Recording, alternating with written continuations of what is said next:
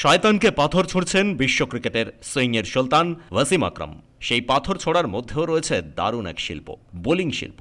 একটা সময় তিনি বল হাতে মাঠে নামলে বিপক্ষ ব্যাটসম্যান অনেক সময়ই এই আতঙ্কে থাকতেন কখন তার কোন ইনসুইঙ্গার কিংবা ইয়র্কার এসে ব্যাটসম্যানের উইকেট তুলে নিয়ে চলে যায়। আর যদি তা হয় রিভার্স সুইং, তাহলে তো ব্যাটসম্যান থরহরি কম্প। ক্রিকেট ছেড়েছেন কয়েক দশক হয়ে গেছে, এখন তিনি ধারাভাষ্যকার। কিন্তু তার সুইংয়ের স্টাইল বা ধার যে একই রকম রয়েছে, ওয়াসিম আকরাম তা বোঝালেন পবিত্র মক্কায় শয়তানকে পাথর মেরে। হজ করতে গিয়েছেন তিনি, আর এই পবিত্র হজে মক্কার জামারাত আল আকবা স্তম্ভে পাথর ছোঁড়া হয়। খারাপ বিষয় ও প্রলোভনের বিরোধিতা স্বরূপ পাথর ছোঁড়ার এই রীতি রয়েছে পবিত্র হজে। আর সেই রীতি পালন করতে গিয়ে ওয়াসিম আকরামকে দেখা গেছে তার নিজস্ব বোলিং ডেলিভারি স্টাইলে একের পর এক পাথর ছুড়ছেন, কোনোটা ইনসুইঙ্গার স্টাইলে, কোনোটা আবার ইয়র্কারের ভঙ্গিমায়। কোনো লম্বা রান আপ নেই, যা দেখে অন্য হাজিরাও রীতিমতো অবাক। আকরামের সঙ্গে হজ করতে গেছেন পাকিস্তানের প্রাক্তন ক্যাপ্টেন মিসবাউল হক। ব্যুরো রিপোর্ট, পূবের কলম ডিজিটাল।